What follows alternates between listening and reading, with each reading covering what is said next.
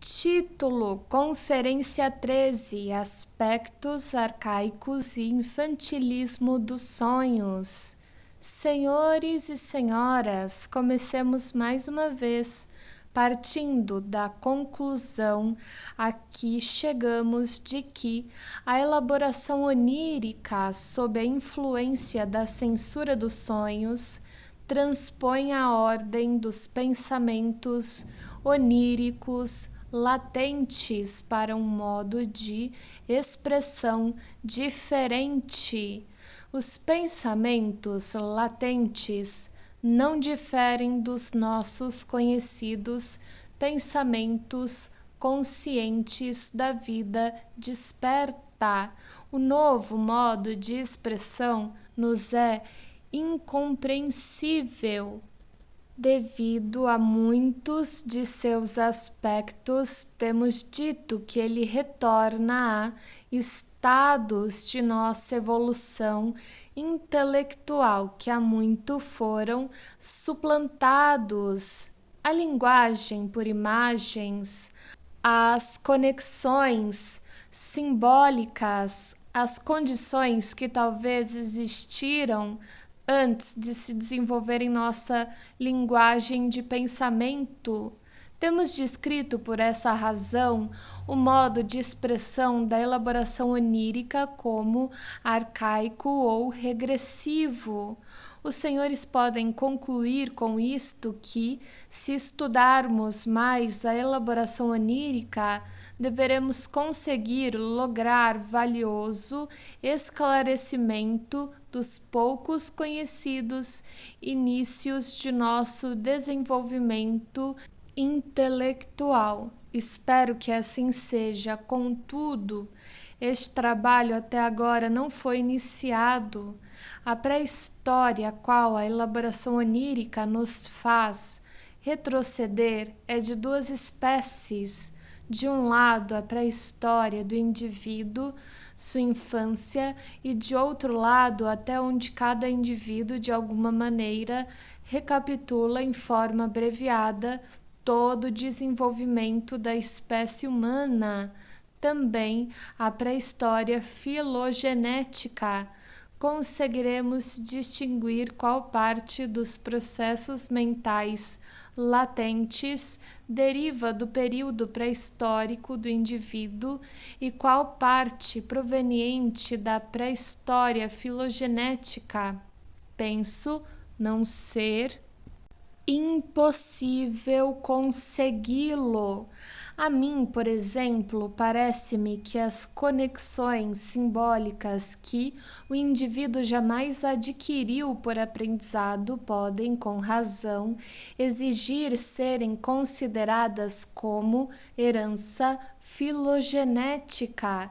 Esta, porém, não é a única característica arcaica do sonho. Naturalmente, os senhores todos conhecem bem a extraordinária amnésia da infância. Quero dizer com isso que os primeiros anos de vida, até a idade de 5, 6 ou 8 anos, não deixaram atrás de si, em nossa memória, marcas como as das experiências posteriores. Aqui e ali, é verdade, encontramos pessoas que se podem gabar de uma memória contínua desde os primeiros começos até o dia de hoje, mas a outra alternativa de lacunas na memória é, de longe, a mais frequente. Em minha opinião, não tem havido suficiente surpresa com referência a esse fato. Na época em que uma criança tem 2 anos de idade, ela consegue falar bem e logo mostra que está à vontade em situações mentais complicadas e faz comentários que, se lhe forem referidos muitos anos mais tarde, ela mesma terá esquecido. Ademais disso, a memória é mais eficiente em tenra idade, pois está menos sobrecarregada do que estará mais tarde. e não existe qualquer motivo para considerar a função da memória uma atividade mental especialmente elevada ou difícil. Pelo contrário, podemos encontrar uma boa memória em pessoas de nível intelectual muito baixo.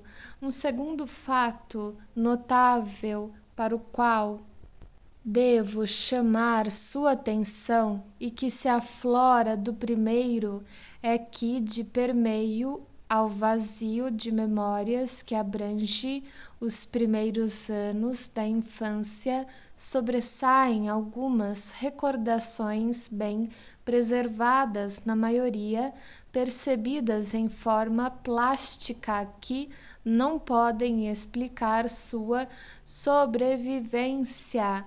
Nossa memória lida com o conteúdo das impressões que nos atingem posteriormente na vida, fazendo uma seleção das mesmas. Ela retém o que possui alguma importância e elimina o que carece de importância. Isso, porém, não procede para as lembranças da infância que foram conservadas. Elas não correspondem necessariamente às experiências importantes dos anos da infância, nem mesmo aquelas experiências que devem ter parecido importantes do ponto de vista da criança. Frequentemente são tão banais e insignificantes que apenas podemos nos perguntar, surpresos, por que esse detalhe especial escapou ao esquecimento. Há muito tempo, com auxílio da análise, procurei enfrentar o enigma da amnésia infantil e das memórias residuais que a interrompem, e cheguei à conclusão de que, mesmo no caso de crianças, malgrado tudo, é verdade que somente permanece na memória aquilo que é importante, pelos processos que os senhores já conhecem de condensação e mais especialmente de deslocamento. Aquilo que é importante é, contudo, substituído na memória por alguma outra coisa que parece sem importância. Por essa razão, denominei a essas lembranças da infância como lembranças encobridoras, e com uma análise minuciosa pode ser extraído delas tudo o que foi esquecido. Nos tratamentos psicanalíticos, invariavelmente nos defrontamos com a tarefa de preencher essas lacunas na memória da infância e, na medida em que o tratamento de alguma forma tem êxito, ou seja, muito frequentemente também temos êxito em trazer à luz o conteúdo desses anos da infância esquecidos. Tais impressões realmente jamais foram esquecidas, eram apenas inacessíveis, latentes, e tinham formado parte do inconsciente. Pode suceder, porém, elas emergirem do inconsciente espontaneamente, e isto sucede em relação aos sonhos. Parece que a vida onírica sabe como obter acesso a essas experiências latentes infantis. Excelentes exemplos disto foram relatados na literatura, e eu mesmo pude trazer uma contribuição desse teor. Uma vez sonhei em certa circunstância com uma pessoa que devia ter me prestado um serviço e que vi claramente à minha frente. Era um homem com um olho só, de baixa estatura, forte e com a cabeça profundamente enterrada nos ombros. Pelo contexto, concluí que se tratava de um médico. Felizmente, pude perguntar à minha mãe, que ainda vivia, com que se parecia o médico da minha terra natal, que eu deixara quando tinha 3 anos de idade, e eu soube por ela que ele tinha um olho só, era baixo, forte e tinha a cabeça enterrada a fundo nos ombros. E também soube qual o acidente em decorrência do qual ele viera em meu auxílio e que eu mesmo havia esquecido. Esse fato de os sonhos terem à sua disposição o material esquecido dos primeiros anos da infância é, pois, mais um aspecto arcaico. Essa mesma parcela de informação pode, ademais, ser aplicada a um outro enigma com que nos temos defrontado. Os senhores se recordam do assombro causado pela nossa descoberta de que os sonhos são provocados por desejos ativamente maus e extravagantemente sexuais que tornaram necessária a censura e a deformação dos sonhos. Ao interpretarmos um sonho desse tipo aquele que o sonhou, e se na melhor das hipóteses o sonhador não atacar realmente a interpretação, ele ainda assim regularmente levanta a questão da proveniência desses desejos, de vez que estes lhe parecem alheios e aquilo de que está cônscio é o oposto desses desejos. Não devemos hesitar em assinalar a origem dos mesmos. Esses impulsos de desejos maus são originários do passado e frequentemente de um passado não tão remoto.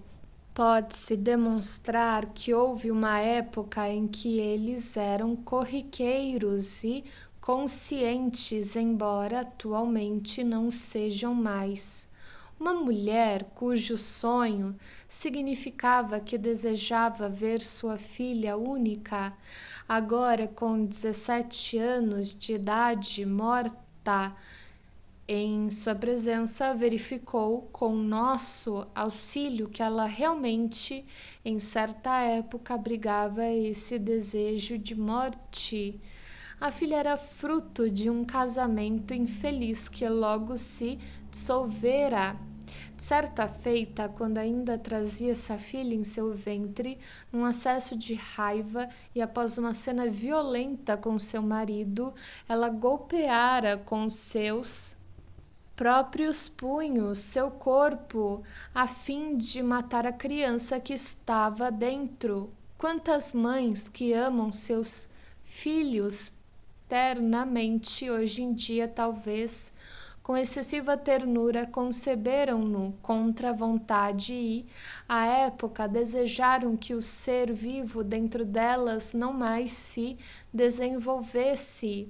Podem até mesmo ter expresso esse desejo em ações diversas, felizmente inofensivas. Assim, seu desejo de morte contra alguém que ama, desejo que depois é tão misterioso, origina-se dos primeiros dias de seu relacionamento com essa pessoa. Da mesma forma, um pai teve um sonho que legitimou a interpretação de que ele desejava a morte de seu filho predileto, o mais velho. Ele também foi levado a recordar que houvera uma época em que tal desejo não lhe era estranho. Quando o filho era ainda uma criança de colo, este pai, descontente com a esposa que escolhera, a miúde pensava que, se a pequena criatura que nada significava para ele viesse a morrer mais uma vez, ficaria livre e, faria melhor uso de sua liberdade. A mesma origem pode ser demonstrada no caso de grande número de impulsos de ódio semelhantes. São recordações de algo pertencente ao passado que, numa época, foi consciente e desempenhou seu papel na vida mental.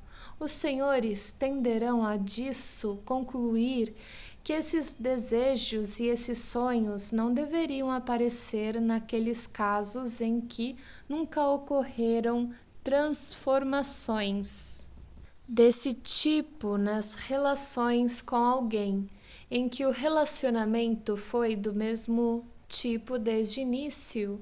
Estou disposto a admitir esse fato, devo, porém, lembrar-lhes que precisam ter em consideração não o enunciado do sonho, mas seu sentido após o sonho haver sido interpretado. É possível que um sonho manifesto com a morte de alguma pessoa amada simplesmente tenha assumido uma máscara aterradora e possa significar algo muito diferente, ou que a pessoa amada sirva como substituto destinado a confundir a identidade de alguma outra pessoa.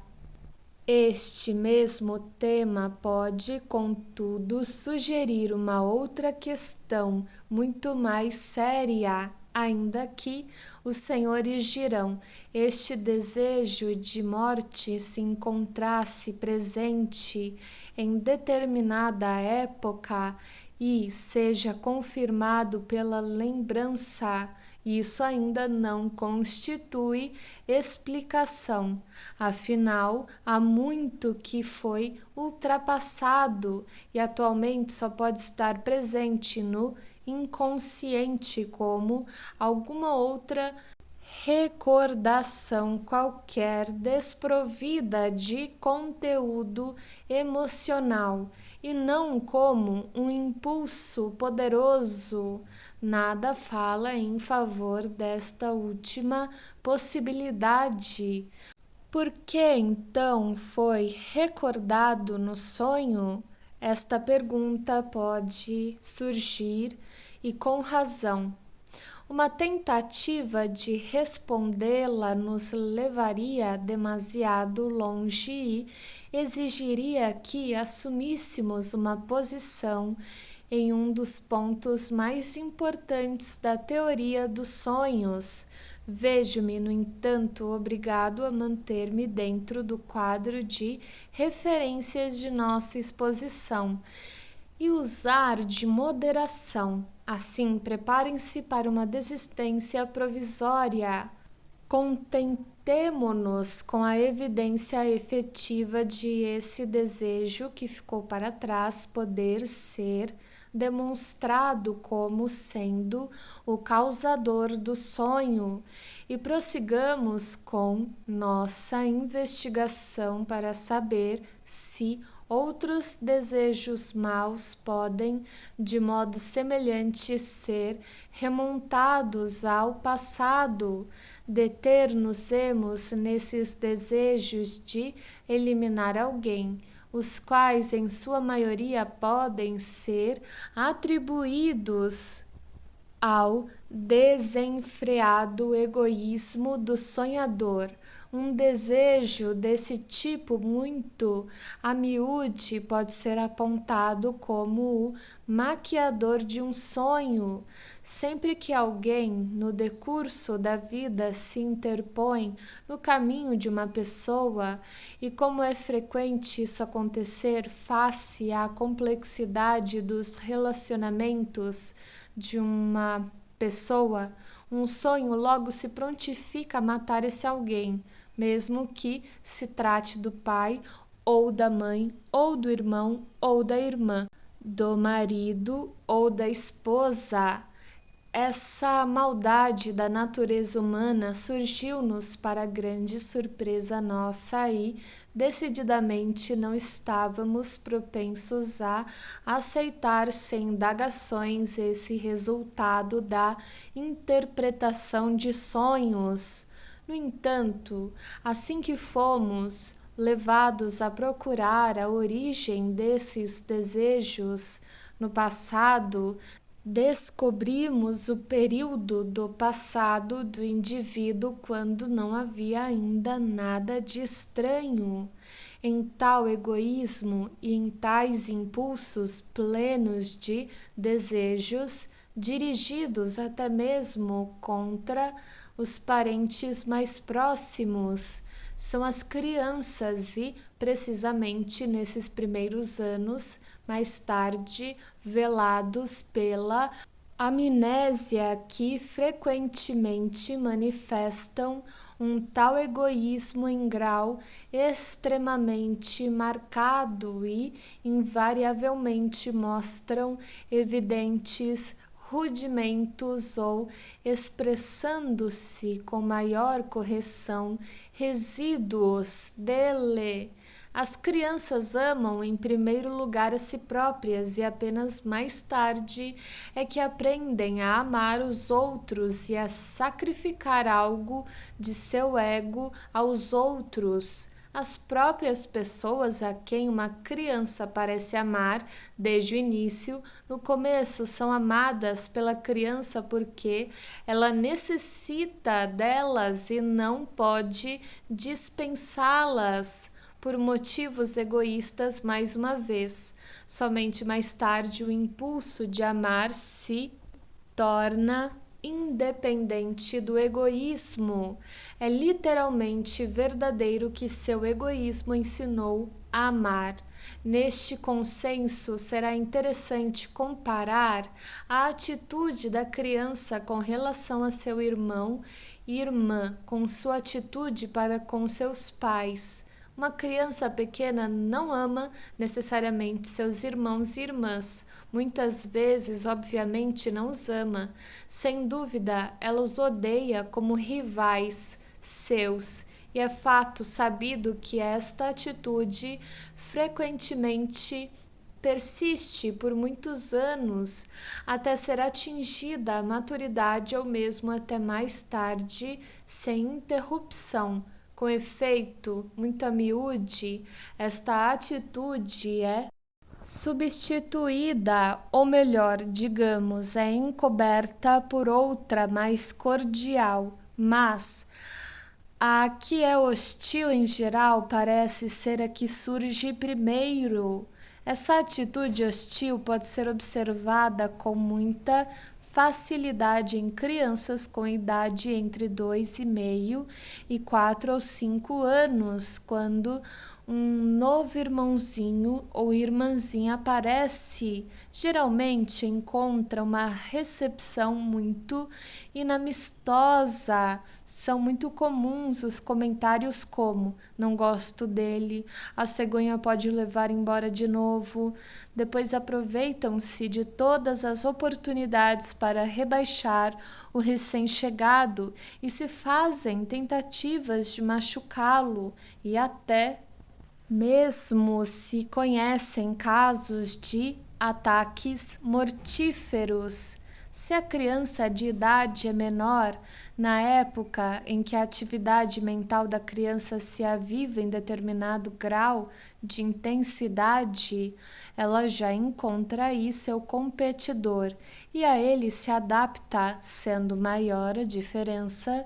O novo bebê pode, desde o início, despertar alguma simpatia como um objeto interessante, uma espécie de boneca viva, e quando a diferença de idade é de 8 ou mais anos, já podem manifestar-se impulsos solícitos maternais, especialmente em meninas. Contudo, falando honestamente, se alguém encontrar em sonho um desejo de morte contra seu irmão ou irmã, raramente há que considerá-lo um enigma e, sem dificuldades, pode situar seu protótipo no início da infância e, vezes mais seguidas, também nos anos subsequentes do companheirismo fraterno.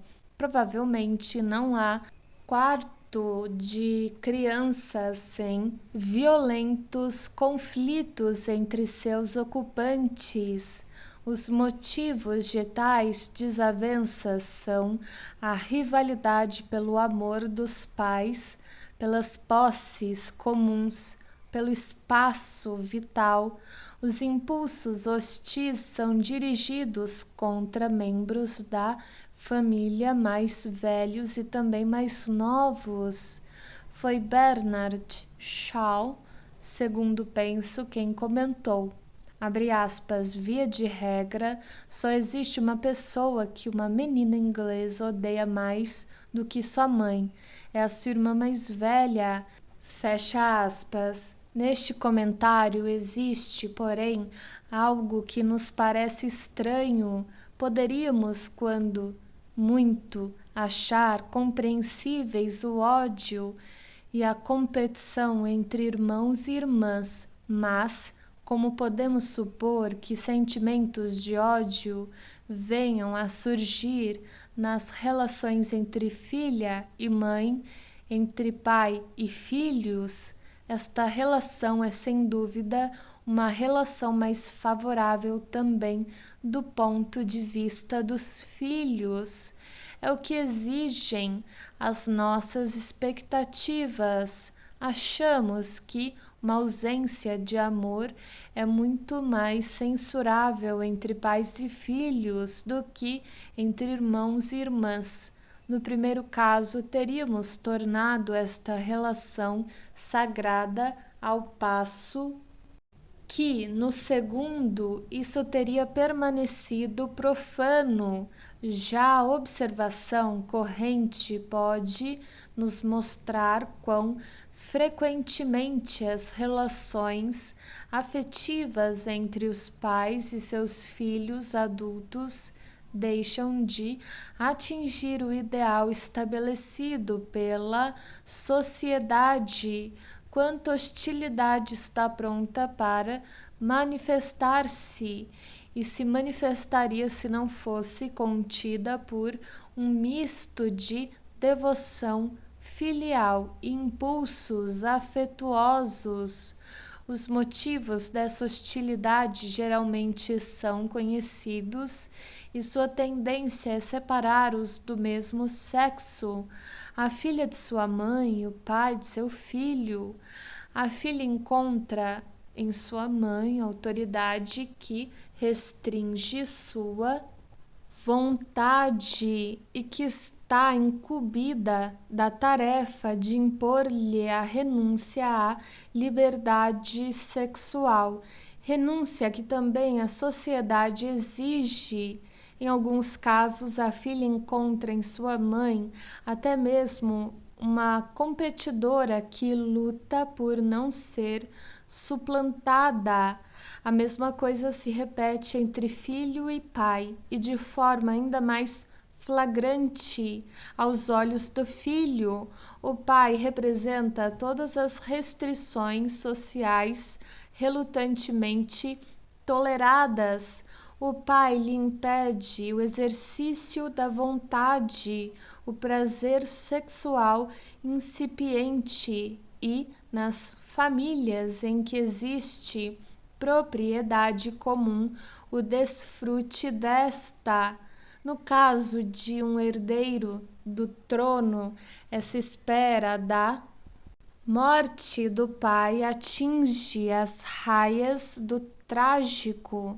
Parece haver perigo menor para a relação entre pai e filha ou mãe e filho. Esta última proporciona os mais puros exemplos de uma afeição imutável, não prejudicada por quaisquer considerações egoístas. Por que estou eu falando nestas coisas que afinal são banais e conhecidas universalmente? Porque há uma inequívoca tendência a negar-lhes a importância que têm na vida e a fazer crer que o ideal imposto pela sociedade é atingido muito mais frequentemente do que o é na realidade. É melhor, pois, que a verdade deva ser dita pelos psicólogos, de preferência a deixar tal tarefa a cargo de cínicos. E, aliás, essa negação se aplica somente à vida real. As obras narrativas e dramáticas da imaginação podem livremente jogar com os temas que surgem de um distúrbio deste ideal. Portanto, não há motivos para surpresa se em muitas pessoas os sonhos revelam seu desejo de eliminar seus pais e, especialmente, o genitor do mesmo sexo. Podemos supor que esse desejo também esteja presente na vida desperta e até mesmo seja consciente, às vezes, quando pode estar mascarado por algum outro motivo, como foi o caso do sonhador do exemplo 3, em que foi substituído pela compaixão pelos inúteis sofrimentos do pai. É raro que apenas a hostilidade domine o relacionamento, muito mais frequentemente ela se encontra nos bastidores de impulsos mais afetuosos pelos quais é suprimida e pode, por assim dizer, esperar até que um sonho venha a isolá-la, o que parece-nos ter uma dimensão enorme em um sonho pode ter sido isolado, reduz-se mais uma vez quando nossa interpretação o situa no contexto da vida real. Hans Sachs. Contudo, encontramos este desejo onírico também na vida real, onde não adquire qualquer relevância e onde o adulto jamais deseja admiti-lo na vida desperta. A razão disso é que os motivos mais profundos e mais invariáveis de desavenças, especialmente entre duas pessoas do mesmo sexo, já se fizeram sentir no início da infância. O que tenho em mente é a rivalidade do amor, com nítida ênfase no sexo do indivíduo. Quando é ainda uma criança, um filho já começa a desenvolver afeição particular por sua mãe, a quem considera como pertencente a ele. Começa a sentir o pai como rival que disputa sua única posse, e da mesma forma uma menininha considera sua mãe como uma pessoa que interfere na sua relação afetuosa com o pai e que ocupa uma posição que ela mesma poderia muito bem ocupar.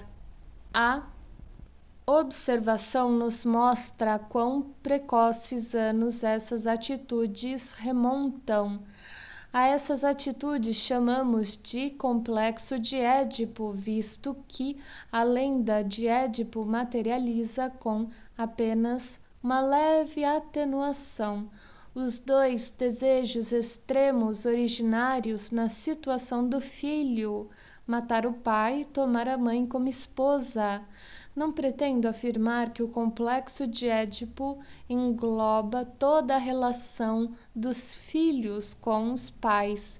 Esta pode ser muito mais complexa. O complexo de Édipo, ademais disso, pode estar desenvolvido em maior ou menor intensidade, pode até mesmo estar invertido, mas constitui fator constante e importante na vida mental de uma criança, e existe maior risco de, antes, subestimarmos do que superestimarmos sua influência e a dos desenvolvimentos que nele se originam.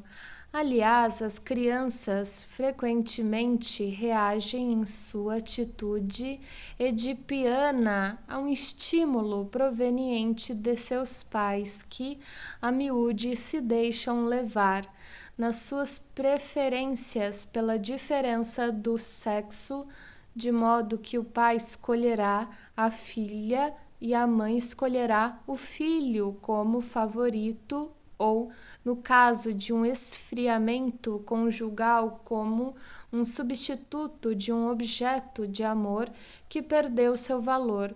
Não se pode dizer que o mundo tenha demonstrado muita gratidão à investigação psicanalítica por sua revelação do complexo de Édipo. Ao contrário, a descoberta provocou a mais violenta oposição entre adultos e aqueles que não se interessaram por tomar parte no repúdio a este relacionamento emocional proscrito e tabu compensaram seu débito mais tarde, subtraindo a este complexo seu valor por meio de reinterpretações tortuosas.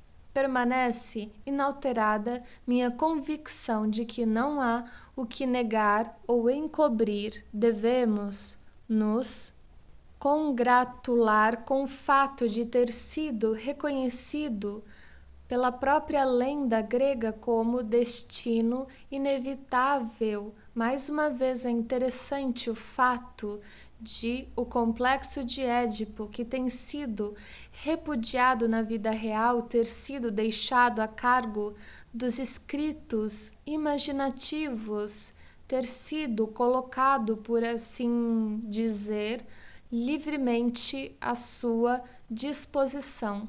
Otto Rank, 1912, demonstrou em cuidadoso estudo como o complexo de Édipo proporcionou aos autores dramáticos uma riqueza de temas com infindáveis modificações, atenuações e disfarces, isto é, com distorções do tipo que já conhecemos como obra de uma censura. Portanto, podemos também atribuir este complexo de Édipo às pessoas que sonham e foram suficientemente felizes para escapar a conflitos com seus pais em sua vida posterior. E, em íntima conexão com o mesmo, encontramos aquilo a que chamamos de complexo de castração.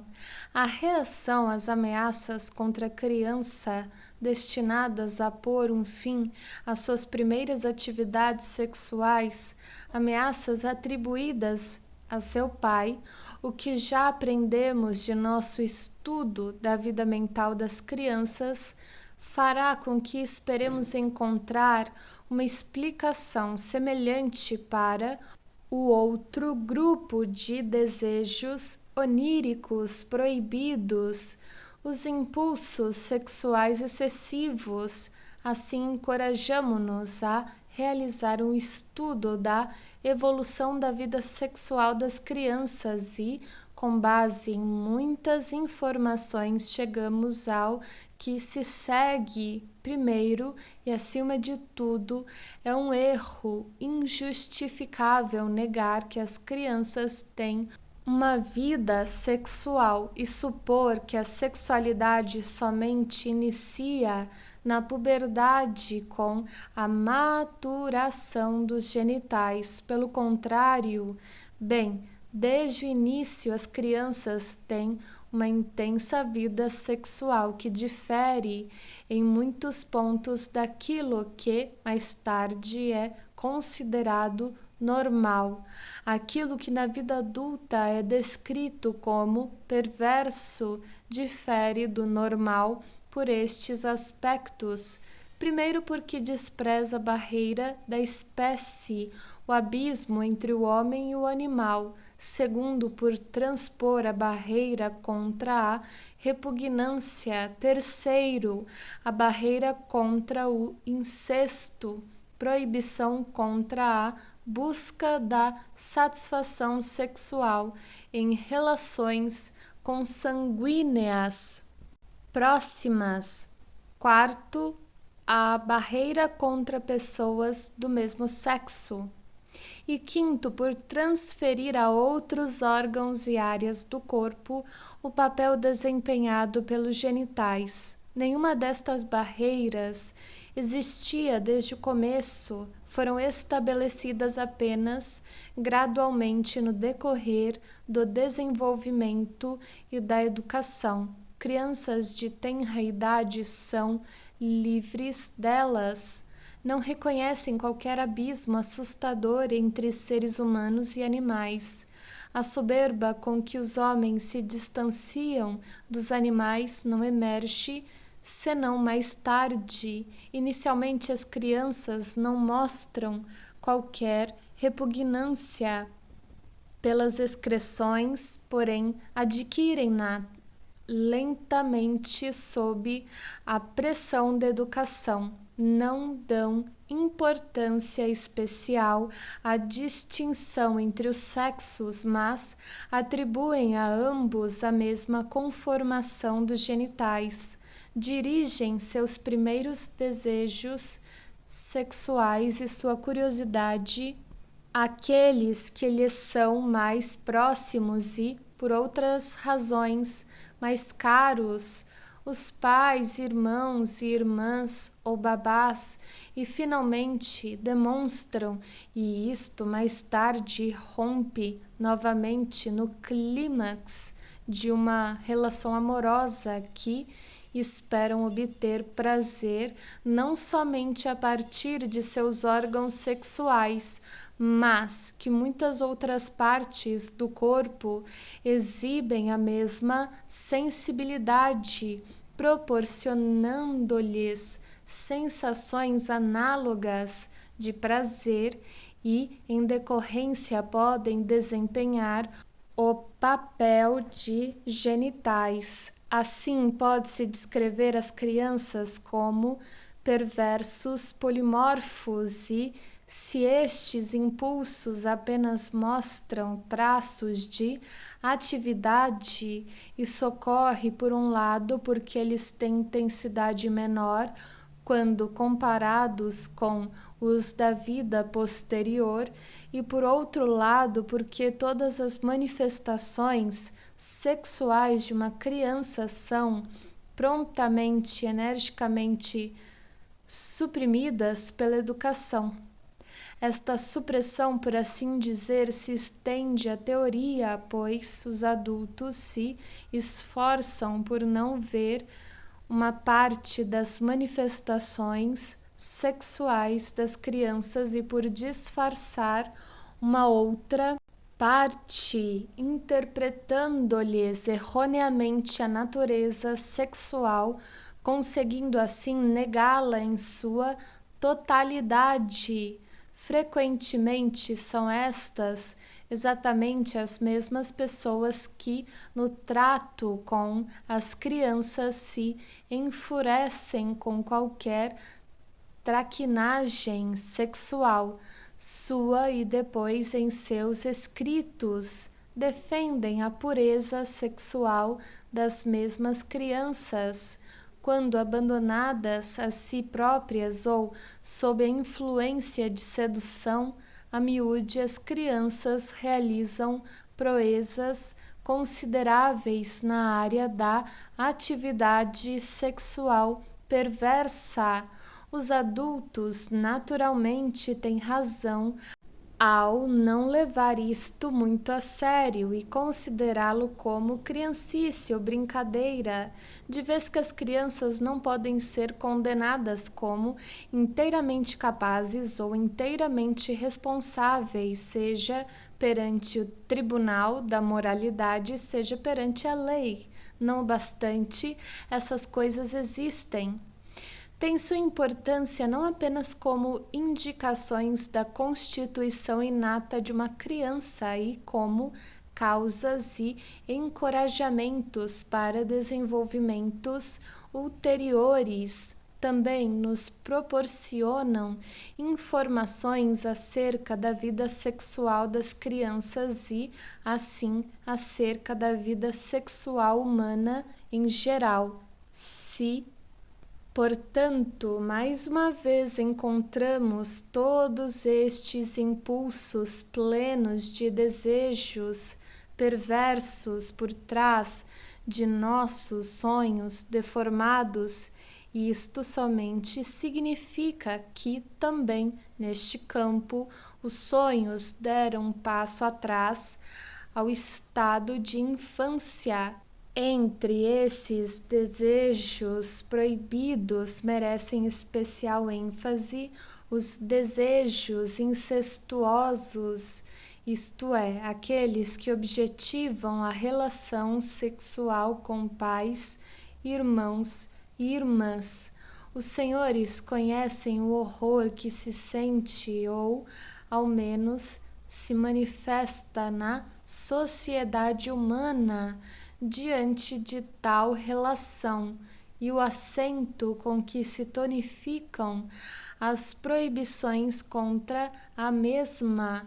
Esforços tremendos têm sido dispendidos para explicar esse horror ao incesto.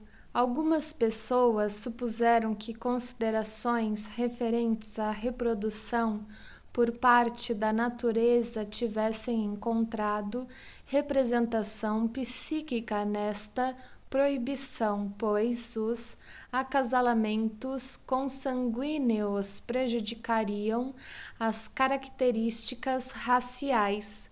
Outros afirmaram que, como consequência da vida em comum, do início da infância em diante, o desejo sexual desviou-se das pessoas em questão.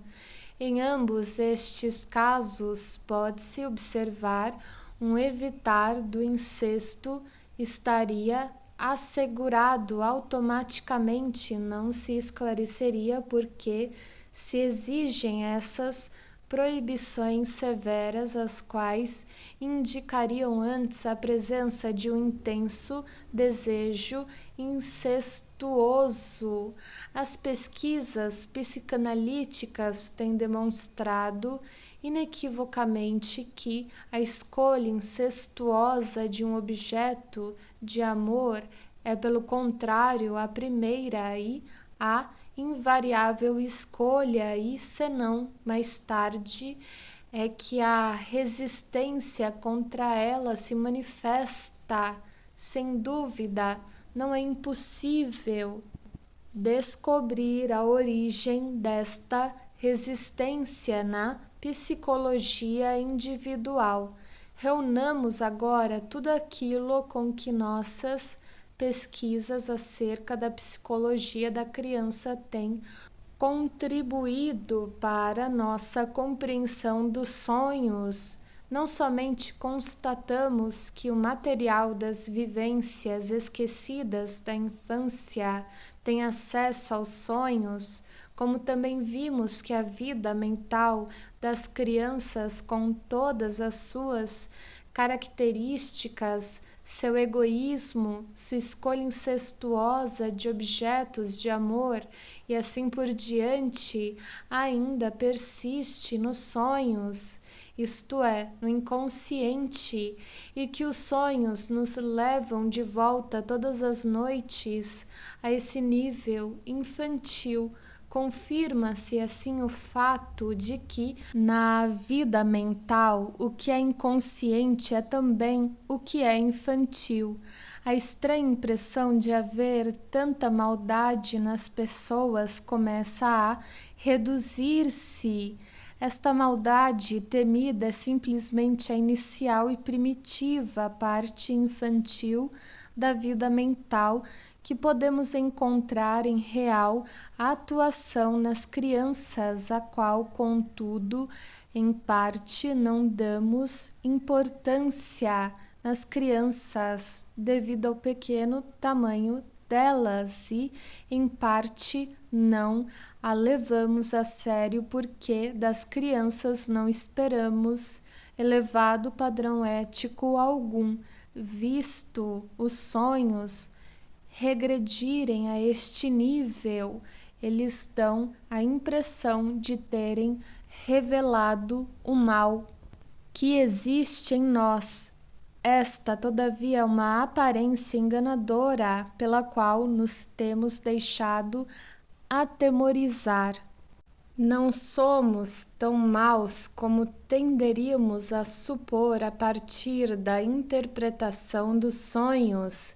Se esses impulsos maus nos sonhos são meros fenômenos infantis, um retorno aos inícios de nossa evolução ética, de vez que os sonhos simplesmente nos transformam novamente em crianças, em nossos pensamentos e sentimentos, não temos, se formos racionais, necessidade de nos envergonhar desses sonhos de maldade. Aquilo que é racional, porém, constitui apenas uma parte da vida mental. Inúmeras outras coisas se passam na vida mental e não são tão racionais. E assim sucede irracionalmente estarmos envergonhados desses sonhos.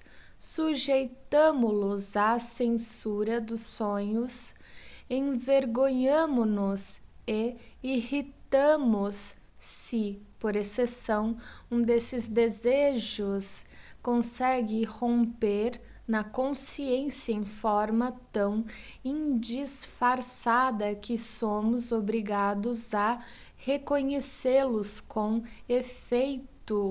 Às vezes nos envergonhamos tanto de um sonho deformado como se o compreendêssemos. Basta pensar no indignado julgamento que aquela excelente senhora de meia-idade emitiu a propósito de seu sonho não interpretado sobre os serviços de amor. O problema, assim, ainda não está esclarecido e ainda é possível que outras considerações sobre a perversidade nos sonhos possam nos levar a formar outro julgamento e chegar a uma outra avaliação da natureza humana. Como resultado de nossas pesquisas, atenhamo-nos a duas descobertas, embora apenas signifiquem o começo de novos enigmas e de novas dúvidas.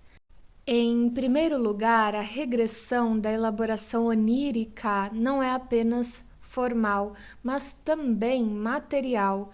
Não só traduz nossos pensamentos em uma forma primitiva de expressão, revive também as características de nossa vida mental primitiva, a antiga dominância do ego, os primeiros impulsos de nossa vida sexual e, realmente, até mesmo nossa antiga propriedade intelectual, caso assim possam ser consideradas as conexões simbólicas e, em segundo lugar, tudo isso que é antigo e infantil e que em certa época foi dominante e dominante sozinho, hoje deve ser atribuído ao inconsciente, acerca do qual nossas ideias agora se estão modificando e ampliando. Inconsciente já não é mais o nome daquilo que é latente no momento. O inconsciente é um dos reinos da mente com seus próprios impulsos plenos de desejos, seu modo de expressão próprio e com seus mecanismos mentais específicos que não vigoram em outros setores. No entanto, os pensamentos oníricos latentes que descobrimos ao interpretar sonhos não pertencem a este reino. São, ao contrário, pensamentos iguais àqueles que poderíamos ter pensado na vida desperta. Não obstante, são inconscientes. Como então se pode solucionar esta contradição? Começamos a suspeitar que aqui deve ser estabelecida uma distinção, alguma coisa que deriva de nossa vida consciente e compartilha de suas características. Nós a denominamos resíduos diurnos. Combina-se com alguma outra coisa proveniente dos domínios do inconsciente, a fim de se construir um sonho. A elaboração onírica se realiza entre esses dois componentes. A influência exercida sobre os resíduos diurnos pela adição do inconsciente está, sem dúvida, entre os determinantes da regressão. Esta é a mais profunda compreensão que podemos obter aqui da natureza essencial dos sonhos, até havermos investigado outras regiões da mente. Logo, contudo, advirá a época de dar outro nome ao caráter inconsciente dos pensamentos oníricos latentes, a fim de diferenciá-lo do inconsciente oriundo dos domínios do infantil. Podemos naturalmente levantar uma outra questão paralela. Que coisa força a atividade psíquica durante o sono a fazer esta regressão? Por que não remove os estímulos mentais que perturbam o sono sem causar esta regressão?